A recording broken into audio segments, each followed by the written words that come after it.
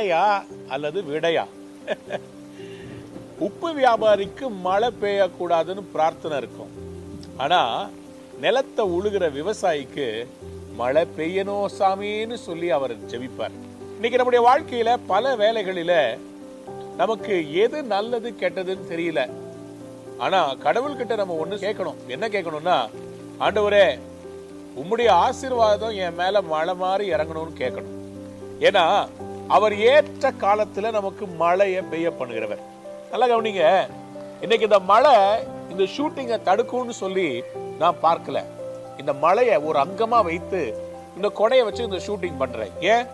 மழை இயற்கையா வர்றதுங்க, natural. It is for rain to come in the season.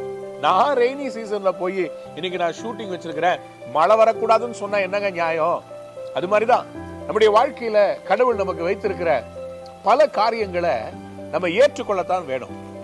ஏன்னா God knows what season it is in your life.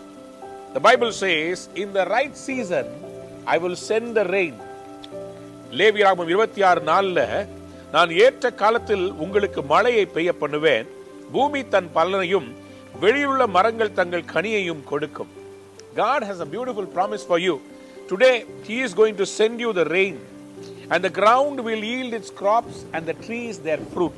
நிலத்தில கண்டிப்பா அருமையான விளைச்சல் வருமா, மரங்கள்ல பழங்கள் வருமா? ரெண்டுத்துக்கும் தேவை மழை. அன்பானவர்களே, if it doesn't rain, nothing creative can come. கொஞ்சம் யோசித்து பாருங்களேன், மற்றதெல்லாம் செயற்கையா வருது.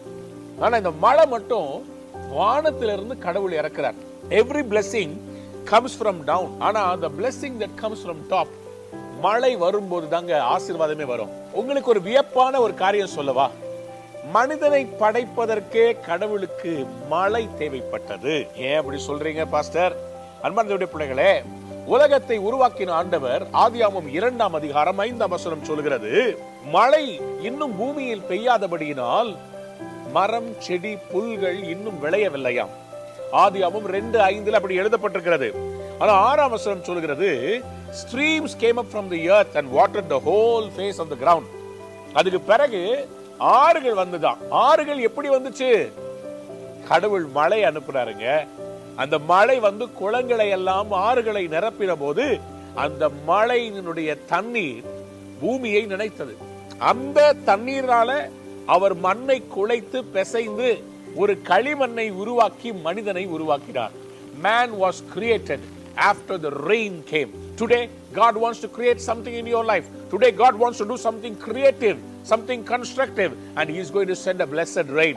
ஆண்டவர் இன்னைக்கு உங்களை பார்த்து சொல்றார், I will bring the rain in its season and you will be blessed. You will be blessed. You will yield. உங்களுடைய வாழ்க்கையில வறட்சி முடிகிறது. இன்னையிலிருந்து ஒரு செழிப்பு ஆரம்பிக்கிறது. ஆண்டவர் மழையை பெய்ய பண்ணுகிறார், உங்கள் வாழ்க்கையை வளமாக்குகிறார். God bless you. Have a wonderful day. Amen. Amen.